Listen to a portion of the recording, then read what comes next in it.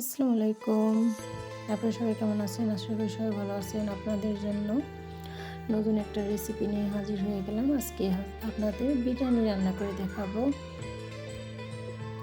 প্রথমে হচ্ছে এই যে মুরগিটা আমার শাশুড়ি বাজার থেকে নিয়ে আসছে, তো এটা হচ্ছে আমি একটু ধুয়ে নেব। ধুয়ে হচ্ছে তারপরে মাংসটা পিস পিস করে কেটে নেব।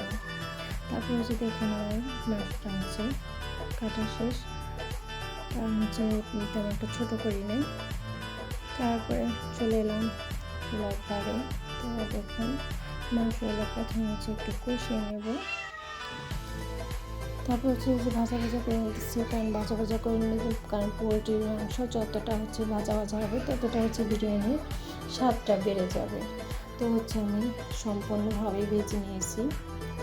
দেখুন একদম হচ্ছে খয়েরি খয়েরি কালার এরকম হচ্ছে করে নিই। তারপরে হচ্ছে আমি কড়াইতে তেল দিলাম, তারপর হচ্ছে পেঁয়াজ কুচি, এলাচ, দারচিনি সব কিছু দিয়ে নিলাম। তারপর হচ্ছে আপনার হচ্ছে যে এগুলো পেঁয়াজগুলো একদম হচ্ছে বাদামি কালার করে নেব। কারণ হচ্ছে বাদামি কালার করে নিলে হচ্ছে মানে কাঁচা কাঁচা যে একটা ভাব ওইটা আর বোঝা যায় না, এবং হচ্ছে দেখতে সুন্দর দেখা যায়। তারপর হচ্ছে বিরিয়ানি মশলা এবং হচ্ছে কাঁচামরিচ, কারণ কাঁচামরিচটার সংখ্যাটা কম দিয়েছি, কারণ হচ্ছে আমার মেয়ে খাবে।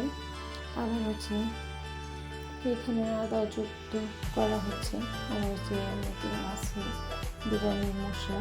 তো হচ্ছে মশলাটা দিয়ে সব কিছু দিয়ে তারপর হচ্ছে চাউলটা দিয়ে দিলাম। কারণ হচ্ছে আপনার মাংসের মধ্যে বিরিয়ানি মশলাটা দিয়ে কষালে কি হচ্ছে এটা পড়ে যায়, মানে কড়ার মধ্যে লেগে যাওয়ার পরে হচ্ছে মানে কড়ার ভিতরে মানে থেকে যায়, মশলাটা তেমন একটা ফ্লেভার আসে না। তারপর হচ্ছে আপনি যদি চালের ভিতরটা দেন তাহলে হচ্ছে মানে খেতে ভালো লাগবে, হচ্ছে দেখতেও সুন্দর লাগে, মানে কালারটা সুন্দর হয়। আর ওটা ভালো দিলে হচ্ছে আপনার এটা ওখানে মানে পড়ে যায়। তারপর এইভাবে হচ্ছে আমি চালটা কষে নিলাম। তারপর হচ্ছে যে মাংসগুলো হচ্ছে দিয়ে দিলাম এর ভিতরে। মাংসগুলো দেওয়ার পর হচ্ছে আর একটু কষে নেবো ভালো করে, কারণ হচ্ছে এটার মধ্যে হচ্ছে মশলাগুলো ছিল দিয়েছিলাম, তো এটা যেন মানে দুটো যেন একসাথে মিক্স হয়ে যায়। আর হচ্ছে মানে পোলট্রিটা হচ্ছে যতটা মানে জিরাটা দিয়ে কষাবেন ততটা হচ্ছে ভালো লাগবে। তো এটা হচ্ছে কষে নিয়েছি।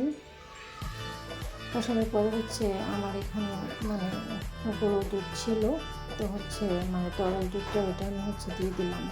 আর এটা দিলে হচ্ছে বিরিয়ানিটা এবং হচ্ছে পোলাও হচ্ছে দিলে ভালো লাগে, মানে পোলাওগুলো হচ্ছে দেখতেও মানে সাদা এবং হচ্ছে ঝরঝরা হয় এবং দেখতেও সুন্দর, এবং হচ্ছে মানে একটা ফ্লেভার আসে আর কি, তার জন্য হচ্ছে দিচ্ছি। তারপর আপনারা যে দেবেন এটা কথা না, আপনার যদি ঘরে যদি থাকে তাহলে দেবেন, আর যদি না থাকে তাহলে দেওয়ার প্রয়োজন নেই, স্কিপ করতে পারেন। তারপর হচ্ছে আমি এটা দিয়ে কষে নিতেছি, কারণ হচ্ছে দুধটা যেন হচ্ছে এগুলো সব হচ্ছে একত্রে মিশে যায়। তারপর হচ্ছে ভালো করে কষানোর পরে হচ্ছে আমি পানি দিয়ে দিলাম এখানে, কারণ হচ্ছে পানির ঢালাটা আমি দিতে পারি না, কারণ হচ্ছে ওইটা আমি বাম হাত দিয়ে দিতেছিলাম। তো তার জন্য হচ্ছে মানে ফোনটা আবার লড়বে, কারণ আমি স্ট্যান্ডটা নেই না, তার জন্য হচ্ছে আমি ওইটা মানে অফ ক্যামেরায় করে নিয়েছি।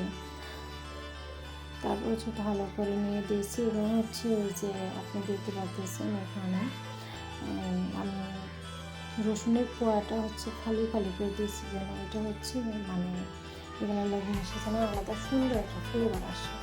তারপর হচ্ছে যে আলু বোখরাগুলো দিয়ে দিলাম, দেখতেছেন, কারণ আলু বোখরাগুলো দিলে সুন্দর এবং মানে হচ্ছে বিয়ে বাড়ির স্টাইল সেরকম একটা মানে ফিল আসে, এবং হচ্ছে ভালো লাগে আর কি, মানে একজনে ভালো লাগে আবার একজনে লাগে না। যদি থাকে তাহলে দেবে না, যদি না থাকে তাহলে দেওয়ার প্রয়োজন নেই। তারপরে দেখুন আমার হচ্ছে পোলাওটা হয়ে গেছে আর কি, মানে বিরিয়ানিটা হয়ে গেছে। তারপরে দেখুন পরিবেশন করলাম আমার মেয়ের জন্য, দেখুন কী সুন্দর হয়েছে,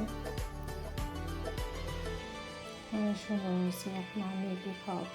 আল্লাহ হাফেজ।